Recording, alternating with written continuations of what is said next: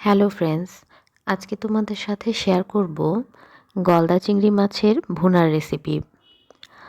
আমার মা এই চিংড়িগুলো পাঠিয়েছেন আমার জন্য হালকা লবণ হলুদ দিয়ে ভেজে।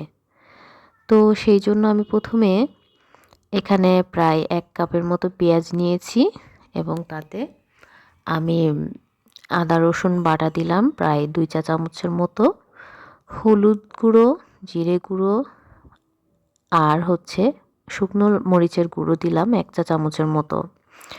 সবগুলো একসাথে আমি ভুনে নিচ্ছি।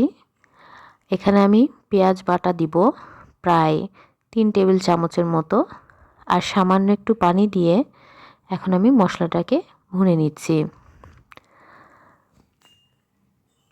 এই কষানোটা কিন্তু খুব জরুরি। কষানোটা যত সুন্দর হবে ততই কিন্তু মাছটা খেতে টেস্টি হবে। তাই তেল ফুটিয়ে ভালো করে আমি মশলাটাকে ভাজা ভাজা করে নিচ্ছি। এই যে চিংড়ি মাছগুলো এগুলো ভাজাই ছিল হালকা করে। আপনারা একটু হালকা করে ভেজে নেবেন লবণ হলুদ দিয়ে। এখন আমি চিংড়ি মাছটা এই মশলাতে সুন্দর করে কষিয়ে নিব। গলদা চিংড়ি কিন্তু মিষ্টি স্বাদ হয়, তাই লবণটা একটু বুঝে দিবেন। লবণ বেশি হলে কিন্তু খেতে ভালো লাগবে না। আমি এখানে মশলাটা দুবার কষিয়ে নিব, তাই আগে ভালো করে ভেজে নিয়ে আবার এখানে সামান্য কিছু পানি দিব। পানি দিয়ে ভালো করে ভাজা ভাজা করে নিব। তাহলে এখানে কাঁচা মশলারও কোনো গন্ধ থাকবে না, আর চিংড়ির মধ্যে মশলাটা খুব সুন্দরভাবে ঢুকে যাবে। এই যে অল্প একটু পানি দিয়ে আমি আবার মাছটাকে সুন্দর করে কষিয়ে নিচ্ছি।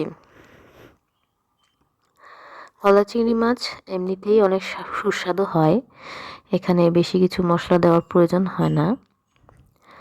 তো এই যে দেখুন, আমি সুন্দর করে এটাকে কষিয়ে নিলাম।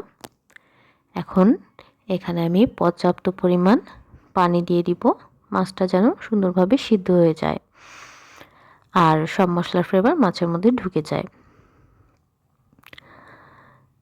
পর্যাপ্ত পরিমাণ পানি দিয়ে আমি পানিটা ফুটে ওঠার জন্য ওয়েট করব। এই যে দেখুন, গলদা চিংড়িতে কিন্তু এরকম ফেনা হয়। আর আমি এখানে প্রায় 1 মুঠ মটরশুঁটি দিয়ে দিলাম যখন পানিটা ফুটে উঠেছে তখন। এবার আমি ঢেকে দিয়ে রান্না করলাম প্রায় 10 মিনিটের মতো। 10 মিনিট পরেই যে ঝোল শুকিয়ে এসেছে, আমি এখন গার্নিশের জন্য সামান্য একটু ধনেপাতা দিব। আর রান্নাটা যেহেতু হয়ে গেছে, আমি এখন চুলাটা বন্ধ করে দিব। এবার দেখুন এই যে কি সুন্দর রং।